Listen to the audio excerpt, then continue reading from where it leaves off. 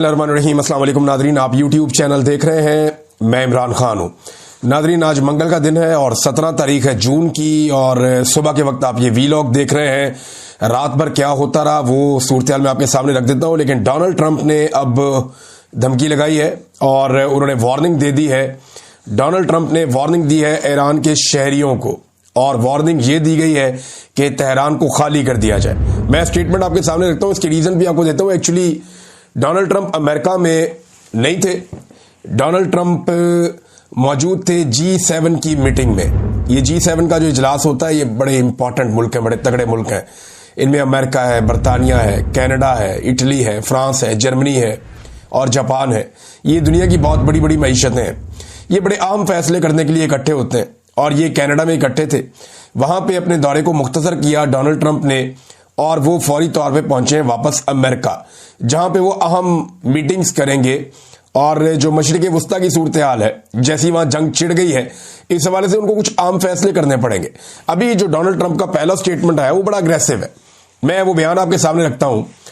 Donald Trump ने ईरानी शहरियों को दारुल हुकूमत तेहरान खाली करने की वार्निंग दे दी है, और सोशल मीडिया पे अपने पैगाम में डोनाल्ड ट्रंप ने कहा कि उन्होंने ईरान से कहा था कि न्यूक्लियर डील पर दस्तखत कर दें, इन्हें ऐसा करना चाहिए था। सदर ट्रंप ने कहा कि उन्होंने बार बार कहा था मगर ऐसा नहीं किया गया।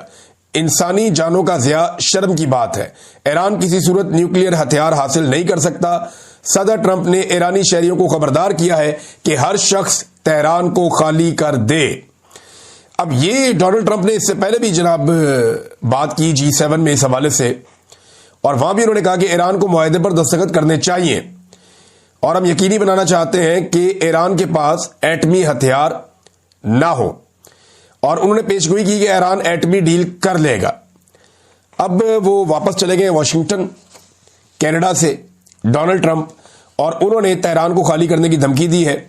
इसके बाद हमने कुछ मनाजिर देखे कि तेहरान को खाली किया जा रहा है। ये उससे पहले ही लोग इनखला कर रहे थे। जब जंग होती है तो लोग जो सिविलियन हैं वो बड़े शहरों को छोड़ते हैं और कुछ देही इलाकों में चले जाते हैं, क्योंकि वहां पे बम गिरने का या खतरात जो है कम होते हैं।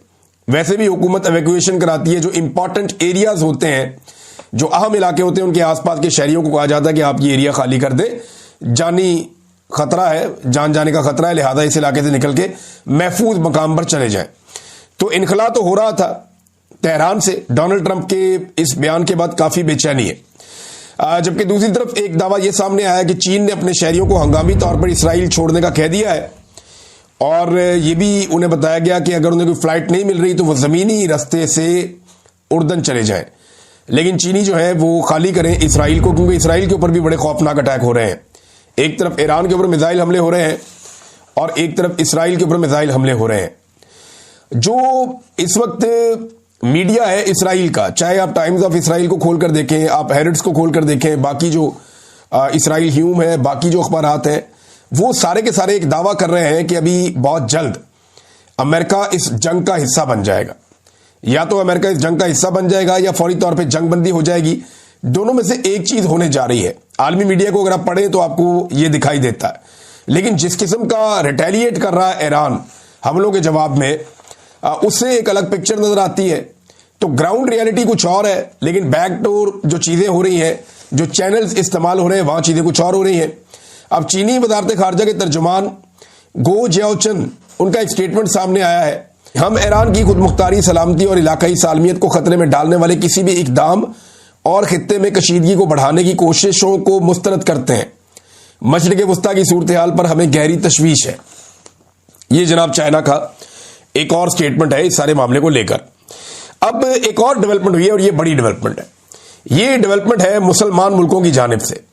ईरान के ऊपर जो इसराइली जारहियत है उसके खिलाफ मुस्लिम ममालिक का एक मुश्तरका एलामिया जारी हुआ है, जिसमें पाकिस्तान समेत 21 मुसलमान मुल्कों ने इसराइली हमलों की शदीद मजम्मत करते हुए उसे मुस्तरद कर दिया है।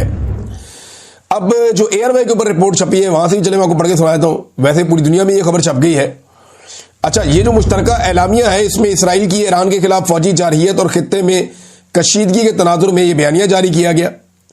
जिन ममालिक ने इस बयानिए की तौसीक की है उनमें पाकिस्तान है, इराक है, सऊदी अरब है, कतर है, कुवैत है, मिस्र है, उर्दन है, अलजायर है, बहरीन, ब्रुनाई, चाड, जिबूती, लीबिया, सोमालिया, सूडान, तुर्की, ओमान और यूएई इसके अंदर शामिल है। अच्छा, जिन मुल्कों के नाम सामने नहीं है उनमें एक शाम है, और इसके अंदर एक मुल्क जो है वो अभी मैंने नाम नहीं देखे, बांग्लादेश का नाम नहीं देखा, साथ मैंने इसमें अभी इंडोनेशिया और मलेशिया के नाम नहीं देखे।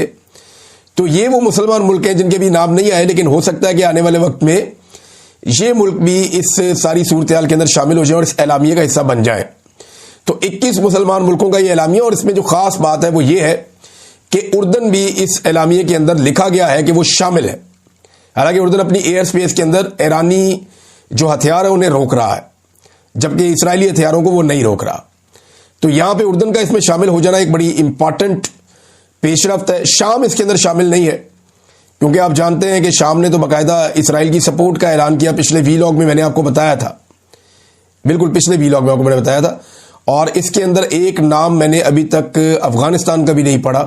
हो सकता है, और ये मुमकिन नहीं है कि अफगानिस्तान इसके अंदर शामिल ना हो। जो आज़रबाईजान है वो मुसलमान मुल्क है, कुछ सेंट्रल एशियन ममालिक है मुसलमानों के, उनकी जानिब से भी कोई स्टेटमेंट नहीं आया। लेकिन हम ये देख रहे हैं कि अभी तो ये मामला शुरू हो रहा है, और मुसलमान मुल्कों का इकट्ठे होकर एक मुश्तरका बयान जारी करना, ये ईरान के लिए हौसला अफजा बात है कम से कम। और इसराइल के लिए जो है वो हौसले वाली बात इसलिए है कि अमेरिका अब धमकी लगाने पर आया, और डोनाल्ड ट्रंप ने साफ कहा कि जनाब तेहरान को खाली किया जाए। तो यहां से जो है इसराइल को एनर्जी मिलती है। अब दोनों एक दूसरे पर मिसाइल दाग रहे हैं।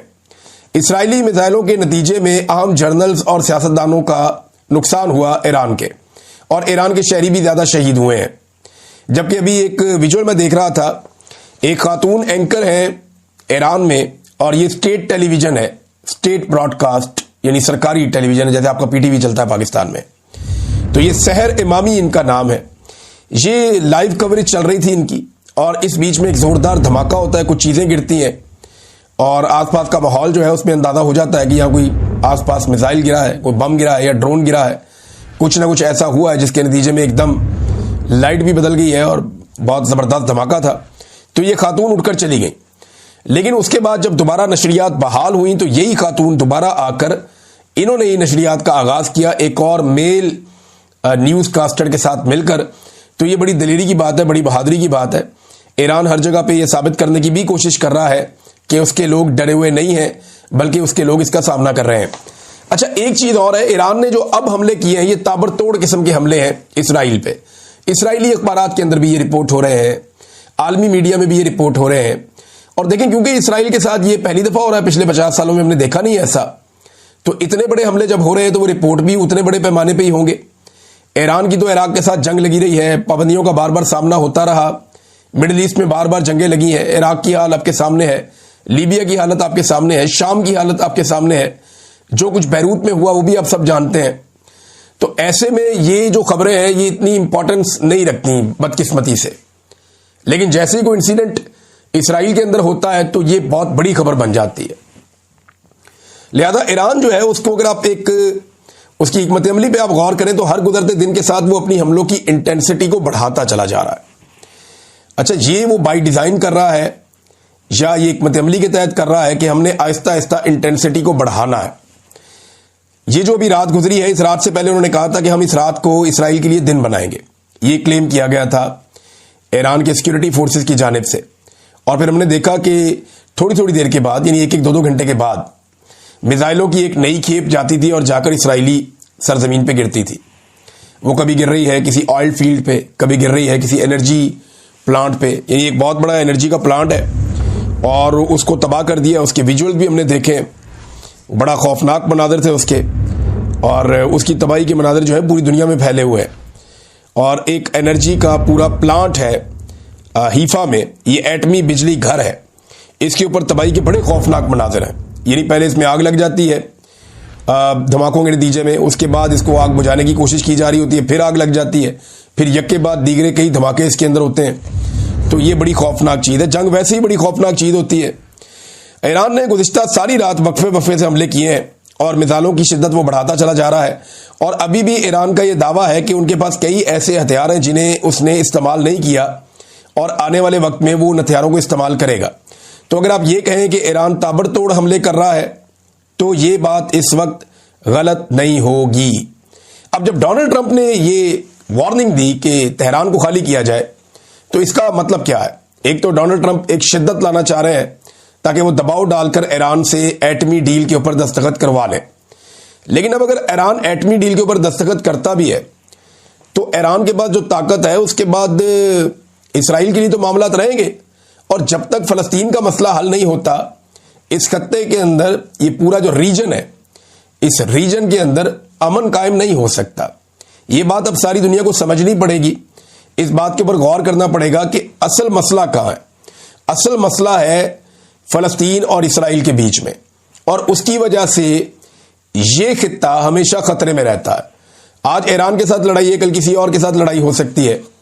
तो इसराइल के हवाले से ये मामला हल करना बहुत जरूरी है।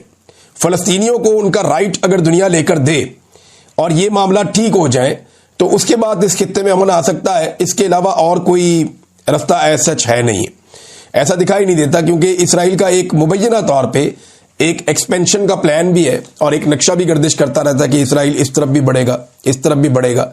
और क्लेम है उनका कि ये सारी सरजमीन हजारों साल पहले उनकी थी, लगभग 3000 साल पहले या उससे भी पहले। वो ये क्लेम करते हैं कि जमीन हमारी थी, हमसे छीनी गई, हमें बेघर किया गया, तो हम जमीन वापस लेने आए हैं। यही क्लेम जो है वो इस सरजमीन के हवाले से मुसलमानों का भी है।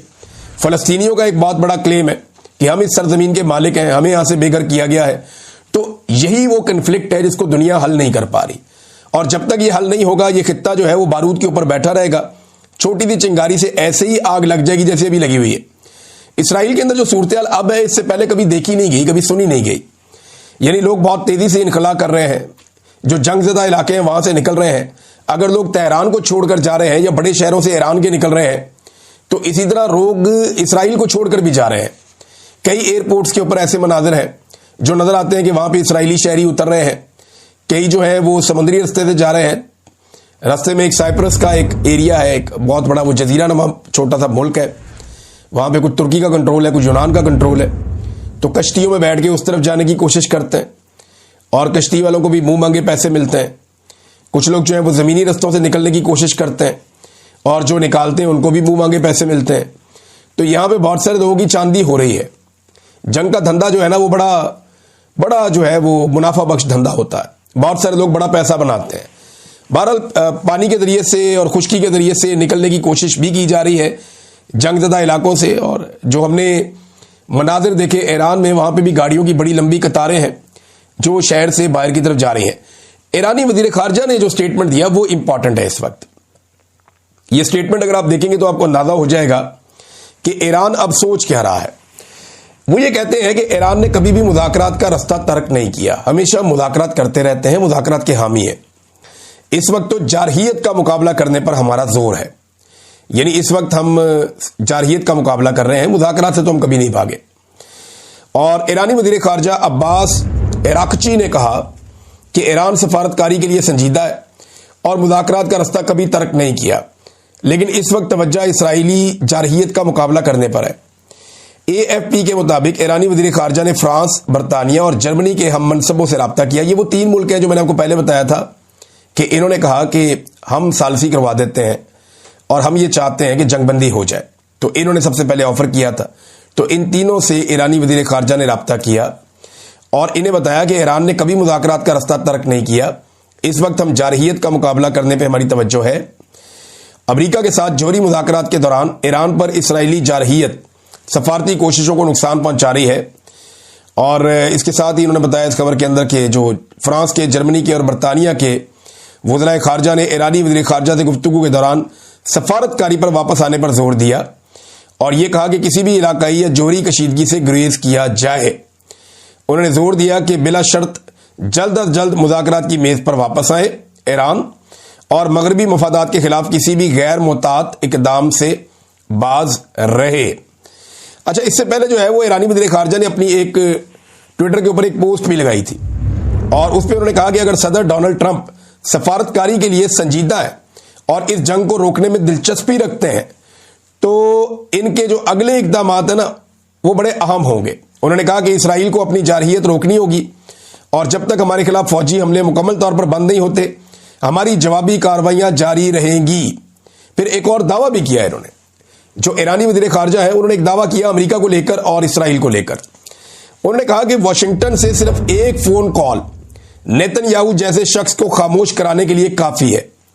यही इकदाम सफारतकारी की तरफ वापसी की राह हमवार कर सकता है। उन्होंने रास्ता भी बता दिया। वो कहते हैं हम बात करने को तैयार हैं, बैठो बात करते हैं, हल निकालते हैं मसले का, लेकिन पहले इसराइल को रोकें कि वो जंगबंदी करे, पहले इसराइल को रोकें कि वो हमले बंद करे, फिर हम बंद करेंगे। जब तक इसराइल हमले करता रहेगा हम भी हमले करते रहेंगे। और ताबड़तोड़ हमले ईरान कर रहा है, मैंने आपको बता दिया। ईरान की जानिब से एक क्लेम और भी सामने आया ना, वो क्लेम ये सामने आया कि ईरान ने चौथा तैयारा F-35 ये मार गिराया है अपने एयर डिफेंस सिस्टम के जरिए से इसराइल का। ये F-35 अगर गिर रहे हैं ना तो ये बहुत बड़ी खबर है, छोटी बात नहीं है। ये अमरीकी तैयारा है और ये अमरीका का बेहतरीन तैयारा है। अमरीकी फौज खुद इसे इस्तेमाल करती है। ये 5th जनरेशन तैयारा है और अगर ये गिरा है तो पहली दफा गिरा है, इससे पहले तो कभी नहीं गिरा। और ईरान ने क्लेम किया कि ये चौथा तैयारा उन्होंने गिराया। अगर उन्होंने गिराया तो फिर ये ईरान दुनिया का पहला मुल्क बन गया जिसने इस तैयारे को गिराया है। अब मामला एक और है कि दबे लफ्जों में ईरान ये भी कह देता है कि एक्चुअली जो है वो अमेरिका ही इसके पीछे, और अगर अमेरिका नेतन्याहू को बोलता है कि जंगबंदी करो तो फिर वो जंगबंदी करेगा और वो फौरी तौर पे जंग को रोक देगा। और वो ये कहते हैं कि जनाब उनकी इतनी औकात है। ये ईरान बार बार बावर भी करवाता है।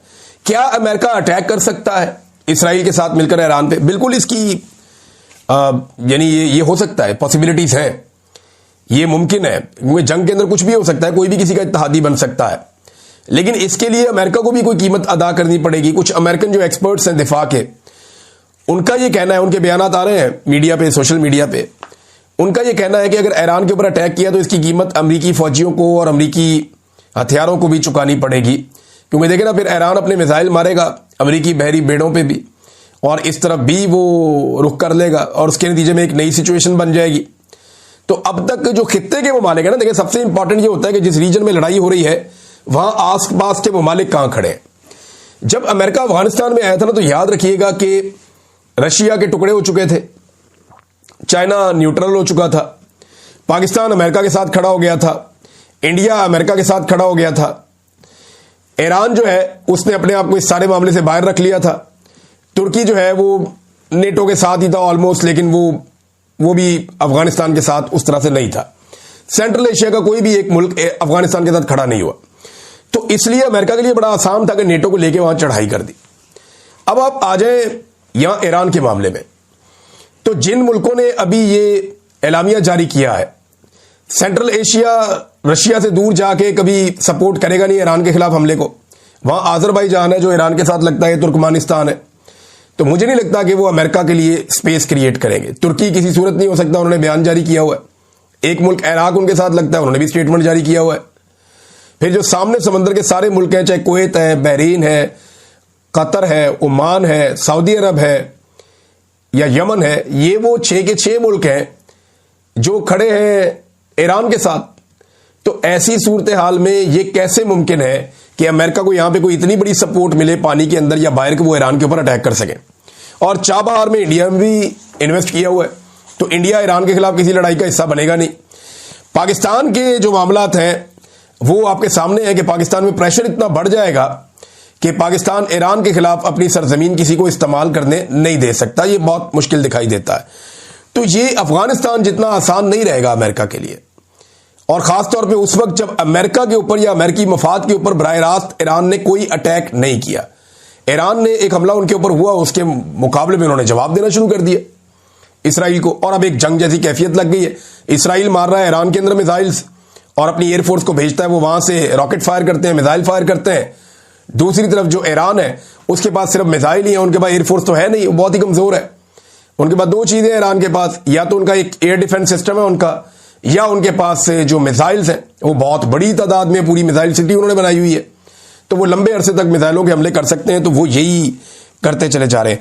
अल कसाम ब्रिगेड ने एक दावा किया है, और अल कसाम ब्रिगेड का जो दावा है ये बड़ा इंपॉर्टेंट है। उन्होंने कहा हमने गजा की पट्टी के शहर खान यूनस में एक इमारत है, उसके अंदर इस्राएली फौजी दाखिल हुए थे, हमने उस इमारत को धमाके से उड़ा दिया है, और उसके नतीजे में इस्राएली फौजियों की हलाकतें भी हुई हैं और इस्राएली फौजी जख्मी भी हुए हैं।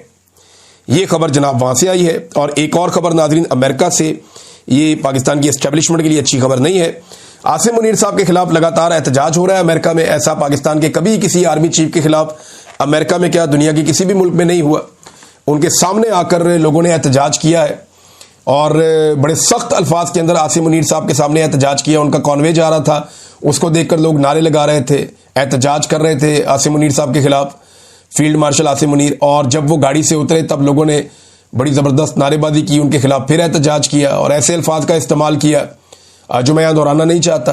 फिर उसके बाद वो एक होटल के अंदर दाखिल हो गए, तो होटल के अंदर भी आवाज़ें आ रही थी, जिन लोगों ने एहतजाज जो बाहर कर रहे थे ऊंची आवाज़ में बुरा भला कह रहे थे। और फिर अंदर शायद कोई तकरीब चल रही थी, उनके ऊपर फूल भी बरसाए जा रहे थे अंदर, लेकिन बाहर जो माहौल है वो बड़ा गर्म था। तो ये एक अजीब सिचुएशन है जो पहली मरतबा मेरे ख्याल में किसी आर्मी चीफ को, पाकिस्तानी आर्मी चीफ को पाकिस्तान के बाहर दरपेश है। इससे पहले हमने ऐसा, मैंने तो कम से कम अपने पूरे करियर में नहीं देखा।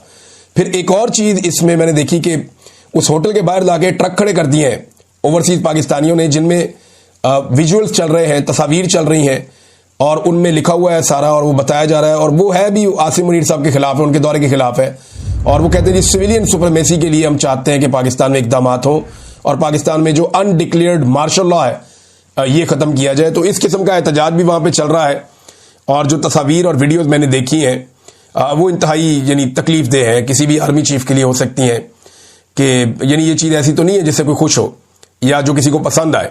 तो ये चीज़ जो है, जो हुई है अमेरिका में, ये पहली दफ़ा किसी पाकिस्तान के आर्मी चीफ के साथ जो ओवरसीज हैं उन्होंने ऐसा किया। उनकी आवाज़ों से मुझे, शक्लें तो मैंने बंदों की नहीं देखी, सामने आई भी नहीं, लेकिन उनकी आवाज़ों से या उनके बोलने के अंदाज से लगता है कि दे आर ओवरसीज पाकिस्तानीज और उन्होंने वहाँ काफ़ी एहतजाज किया है।